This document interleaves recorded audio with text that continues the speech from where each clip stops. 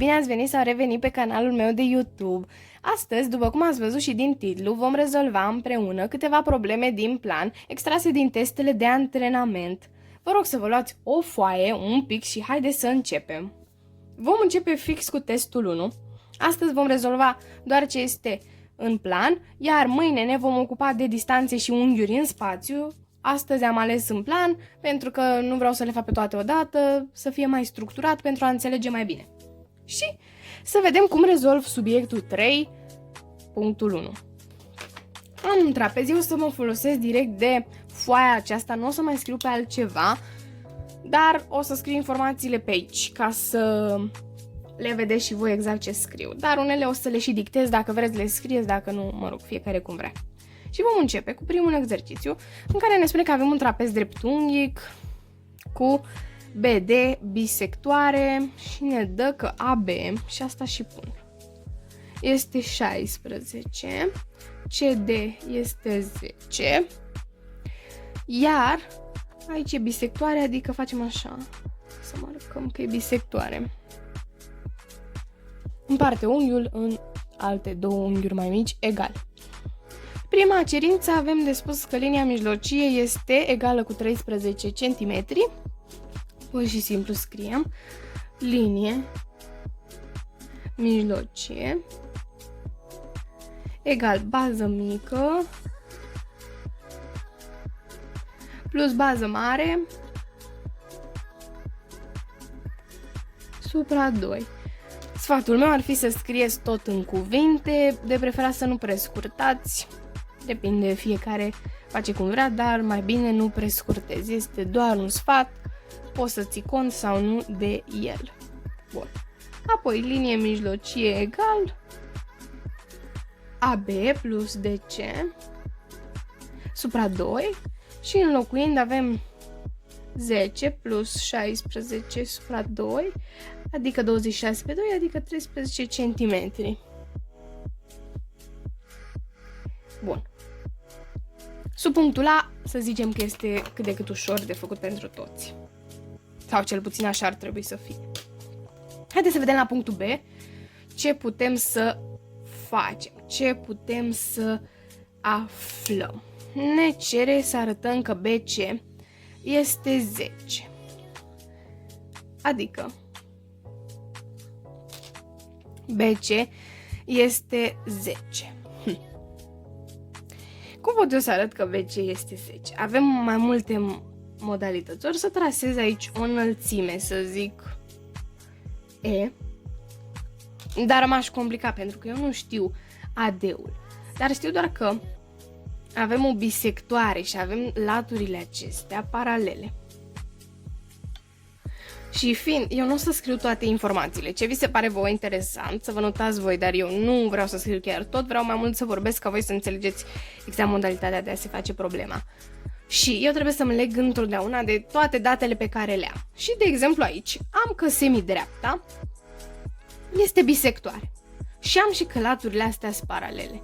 Deci eu pot să o consider pe B de o secantă.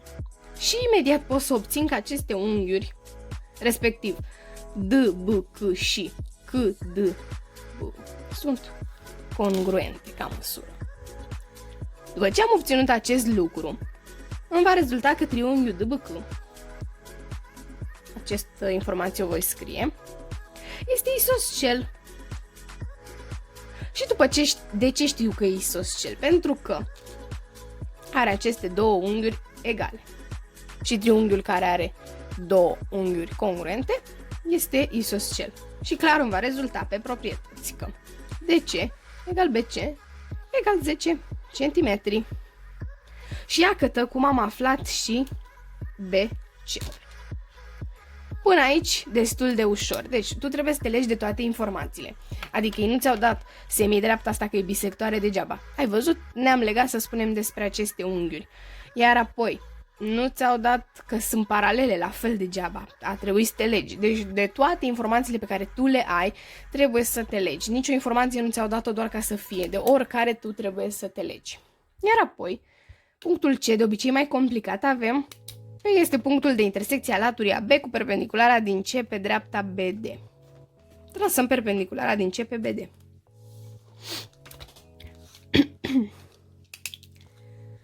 Și o să o trasez cât de cât destul de strâmbă, pentru că vreau să înțelegeți mai bine că asta nu e perpendiculară.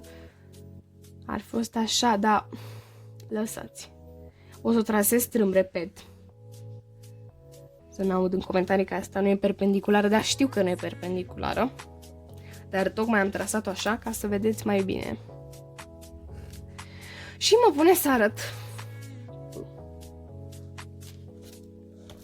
că B e paralel cu D. Cum pot eu să fac acest lucru? Eu mai știu și aici că e perpendicular. Dacă e aici, analog e și aici. Păi dacă eu știu că am un patrulater, pentru că am 4 laturi și poligonul cu 4 laturi este patrulater, mai știu și că am o bisectoare și împarte unghiul ăsta, mai știu și că sunt perpendiculare și clar pot în secunda următoare, am și laturi consecutive egale, 2. Clar în secunda 2 eu pot demonstra că acest patrulater DP este romb. Și din definiție rezultă că are aceste două laturi, adică DP și VC paralele. Deci, ca să arăt că sunt paralele, le-am introdus într-o figură și am arătat ce figură este aceasta. Și asta voi și scrie BC romb. V-am zis mai devreme explicațiile de ce avem diagonale perpendiculare. Avem această bisectoare și avem două laturi consecutive congruente. Aș putea chiar să spun și mai mult de atât că este chiar pătrat, dar lăsăm la stadiul de romb pentru că este corect și romb. Nu trebuie neapărat să ajung la pătrat, dar aș putea să spun chiar că e pătrat pentru că am bisectoarele, am și cele două laturi, dar lăsăm mai bine romb. Și am demonstrat că figura aceasta este romb și clar, din definiție, rezultă că are laturile 2 câte 2 paralele, adică DP este paralel cu BC. Și așa am făcut primul exercițiu. Am făcut aici o săgețică ca să indic faptul că avem și pe spate o problemă. Am zis să ne ocupăm astăzi doar de cele în plan și apoi de cele în spațiu. Mâine. Bun, avem reprezentată în figura un romb cu AB12 și măsura unghiului BAD 45 și ăsta este un pătrat aici în exteriorul rombului. Și avem de arătat că avem un perimetru și niște drepte că sunt paralele și o arie. Ca să pot să fac acest lucru, eu îmi trec toate datele pe desen. Aici cam 45, deci clar aici voi avea, fiind unghiuri alăturate, rezultă că sunt suplementare și ce înseamnă suplementar? 180 de grade, deci 45 plus măsura unghiului ABC de fapt, egal cu 180. Și rezultă că măsura unghiului acesta obtuz, adică ABC, este 135. Și am 12, deci toate laturile au 12.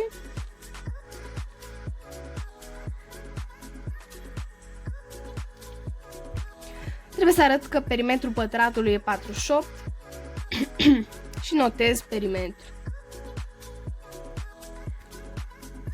BC, de fapt BC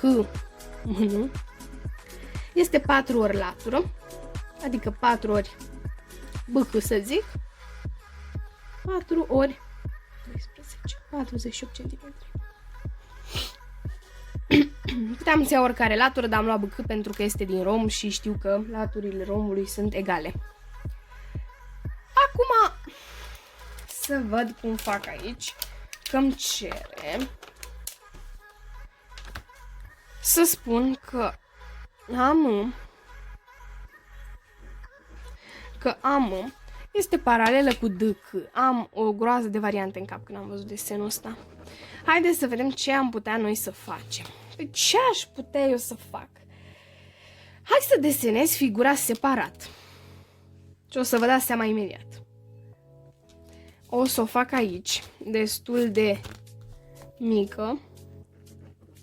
Sper să înțelegeți. Așa. Bun.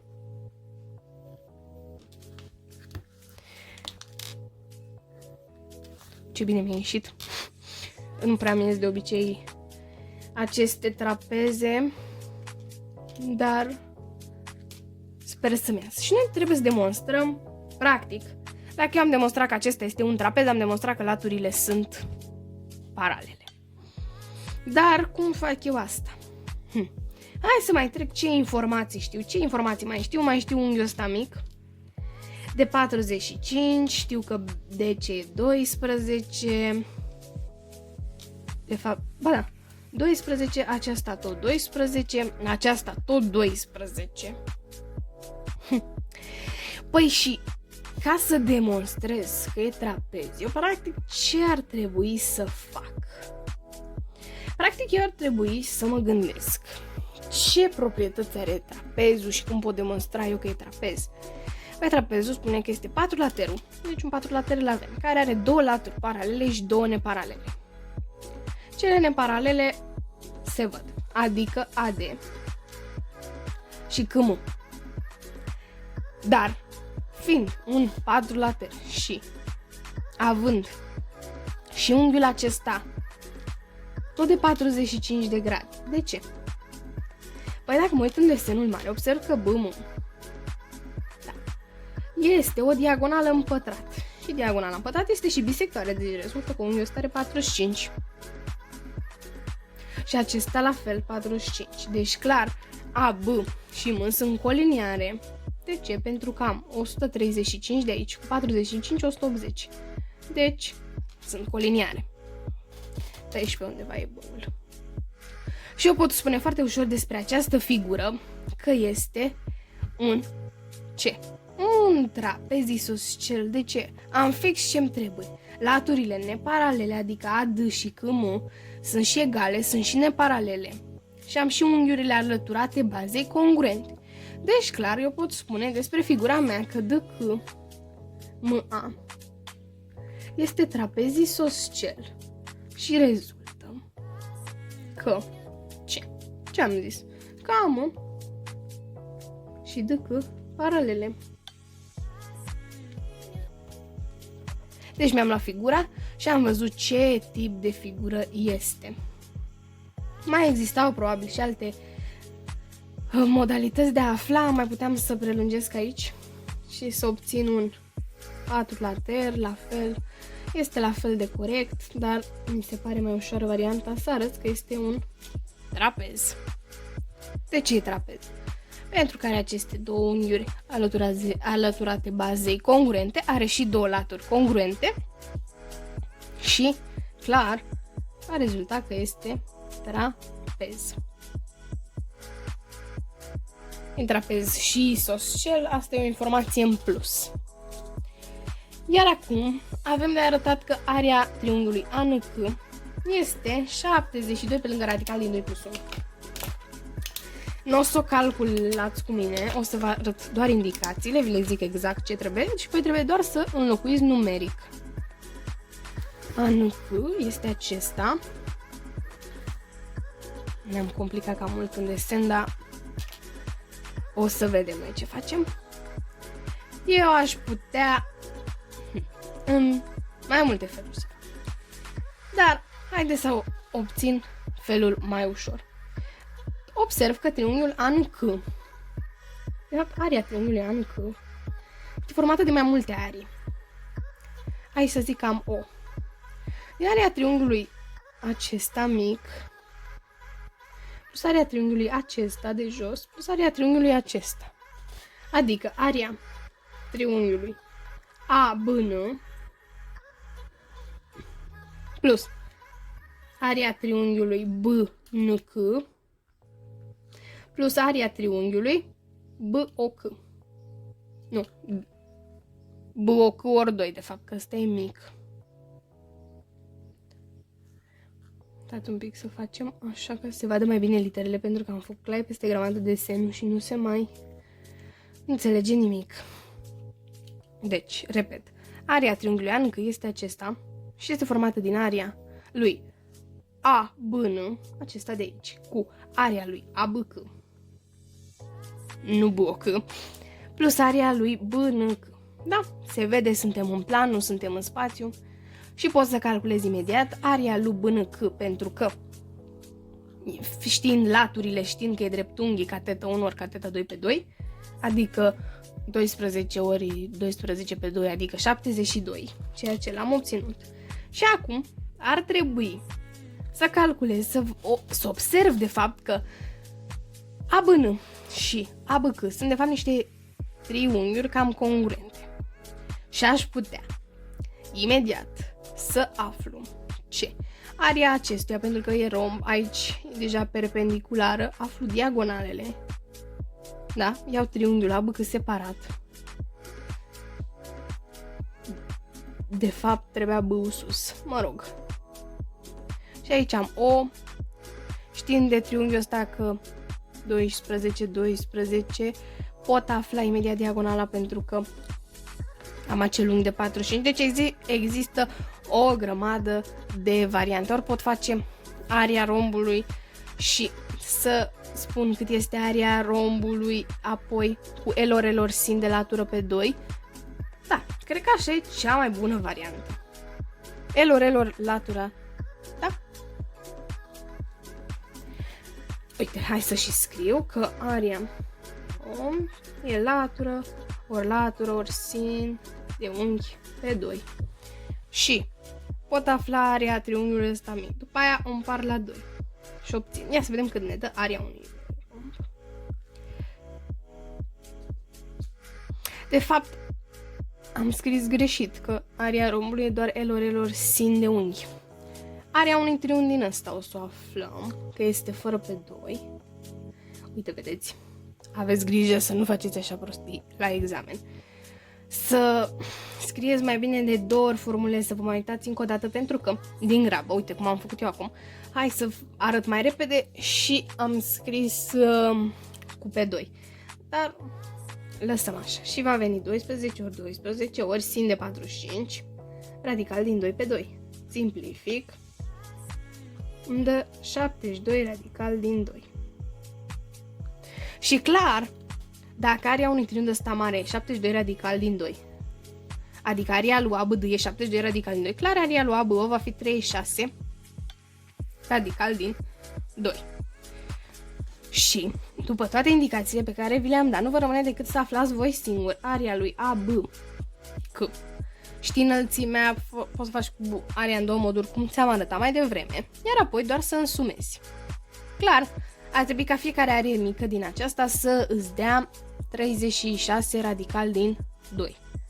Dar, să vedem dacă vă descurcați. Dacă nu vă descurcați, îmi trimiteți mesaj în privat, dar cred că am fost destul de explicită cum puteți afla area în mai multe moduri. E aici o călaie peste grămadă. Să acoperim partea asta așa să nu mai vedem, că e urâtă. Și să o vedem doar pe asta care este frumoasă. Cam așa au arătat primele două probleme. Haideți să vedem mai departe cum ne descurcăm. Am aici la fel o problemă destul de interesantă din testul 6, uite. Și să vedem cum o facem. Într-un trapez avem linia, trebuie să arătăm că linia mijlocie este 6. Păi, știu ambele baze, știu formula și o aplic. Deci, punctul acesta este ca și făcut. Apoi, că AD este 2 radical din 10. La fel, cum v-am arătat și acolo, trasăm o înălțime. Văd ce cunosc pe aici, cunosc aici că sunt perpendiculare. Cunosc doar bazele. Iarăși și nașpa. Cunosc doar că AB e 8 și că CD este 4. Și pe mine mă pune să calculez AD-ul. Știu aici că e dreptunghic. Și mai știu astea că sunt mijloace. Deci clar, eu demonstrând că și o mică latură de aici este radical din 10 însumate, îmi vor da 2 radical din 10. Testul 6 cred că îl am și eu rezolvat pe contul meu de Instagram. O să vă las în descriere contul meu de Instagram. Și aș vrea să-mi arătați mai multe metode prin care eu pot afla AD-ul. La mine pe Instagram găsiți o metodă. La fel, cred că găsiți aproape toate testele până la 30. La mine pe Instagram rezolvate. Să vedem. Și altă metodă. Există o groază de metode. Poți să trasezi din nou o înălțime. Dar așa m-aș complica. Pot să pun aici 4, aici 4, la fel. Doar că aici nu știu. Știu că doar că este trapezii isoscel. Și de acest lucru o să trebuiască eu să mă leg. Dar în ce fel și cum? Avem aici și perpendiculară. Sunt curioasă cum v-ați gândit voi să faceți această problemă și chiar aștept în privat mult mai multe rezolvări. V-am zis, una dintre ele o găsiți la mine pe Instagram. La fel și că MNPQ este pătrat. De ce aș putea să mă leg? Cum aș putea să fac? Știu pe aici că-s mijloace. Și eu trebuie să demonstrez că acesta este un pătrat. Aș putea foarte ușor.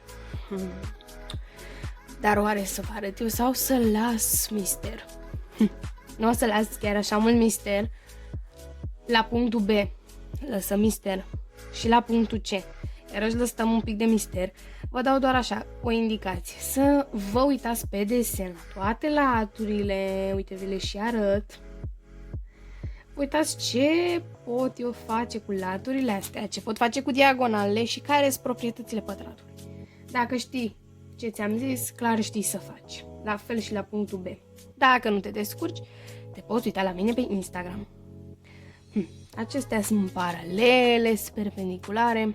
Hai să vedem. Legați-vă de orice informație pe care o avem. O să vă și marchez tot și aveți grijă cum vă descurcați. Chiar aștept în privat să vedem cum v-ați descurcat. Iarăși avem o problemă superbă.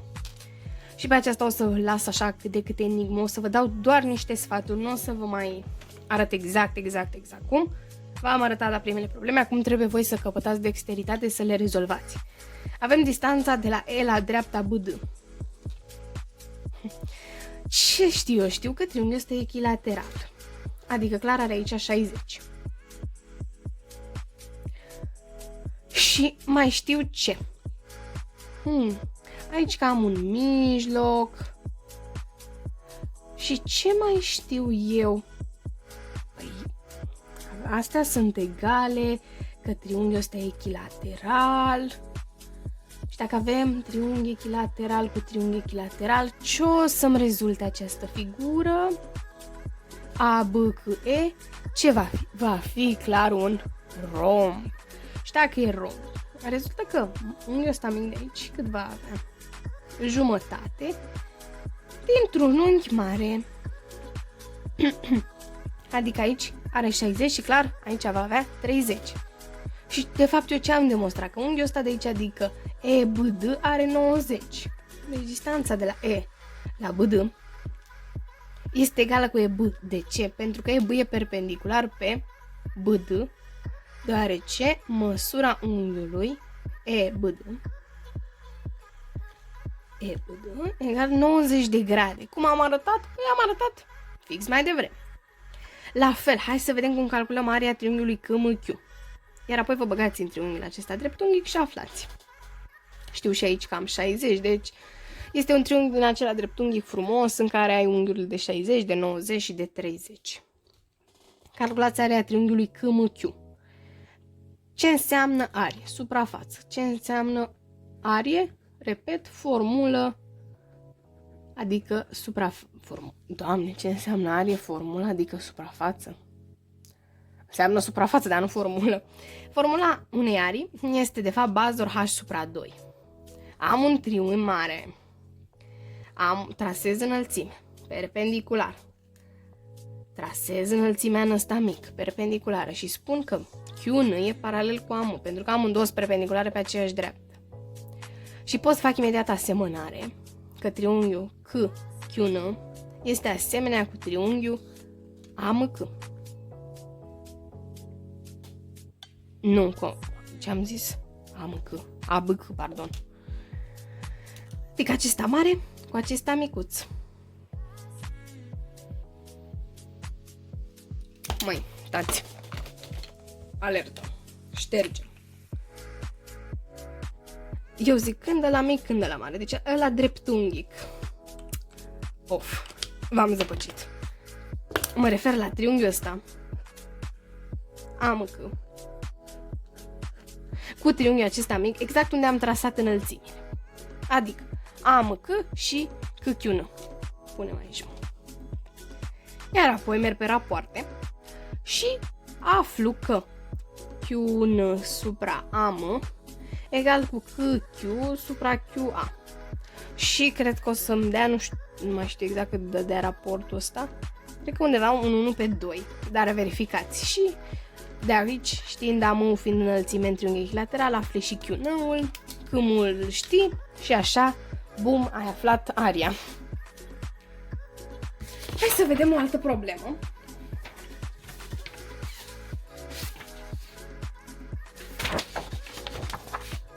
Și ultima, cu care încheiem seria. La fel, tot de voi va fi făcută. Repet, dacă nu vă descurcați, le găsiți și la mine pe Instagram. Eu încerc acum doar explicația să vă dau.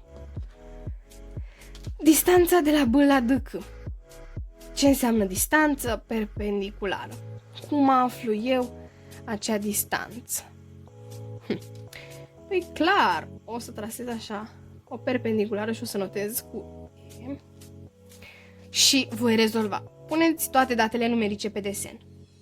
Și vedeți ce tip de triunghi este triunghiul mare. Ce rezultă că va fi bâie. Bâie va fi și înălțime și de toate. Apoi, va fi și median, deci clar va împărți laturile astea, adică DE și EC în două laturi egale. Aflați că EC e jumătate din DK, adică 6 radical din 3. Știi că ăsta e 12. Știi că aici e perpendicular. Și clar îți va rezulta că BE la pătrat egal cu BC la pătrat minus EC la pătrat. Și așa vei afla imediat acea distanță, adică BE. Și apoi, ca să determini măsura unghiului ABC, poți face în mai multe moduri. Poți să faci reciproca teoremei înălțimii, știi BE-ul, afli AE-ul, știi EC-ul și spui că dacă BE la pătrat egal AE ori EC, rezultă că triunghiul ABC ce este dreptunghic în A. Dar verificați acest aspect. Cam astea au fost problemele pe care am vrut astăzi să vi le propun. Ca temă nu o să vă las nimic, vă rog să vă mai uitați odată la acest videoclip. O să, dacă mai vreți, mai pot relua această problemă la care nu cred că v-am lămurit exact și o să o reiau ca să înțelegeți mai bine. Am determinat distanța, adică drumul cel mai scurt, arătând că acest unghi este de 90 de grade. Aici am 60 pentru că este echilateral, aici am 30, v-am zis, acesta este romb, bisectoare și rezultă pe proprietăți că este 30 de grade. Zi și făcut. Apoi o aflu din triunghiul ABE, dreptunghic, am aici 60 pentru că este echilateral și pot afla imediat orice. Apoi, la aria lui QMQ, v-am zăpăcit un pic, dar o să vă lămuresc acum. Având AM perpendicular pe BC, înălțime în triunghi echilateral, am trasat eu de la mine QN, să zic, perpendicular pe MC. De fapt, și pe BC. Fiind perpendiculare acestea două pe o dreaptă, rezultă că sunt paralele. Fiind paralele, rezultă prin asemănare că acesta dreptunghi cu AMC este asemenea cu QN sau invers, e același lucru, iar apoi am scris rapoartele Q1, adică mic pe mare, egal cu QQ supra QA.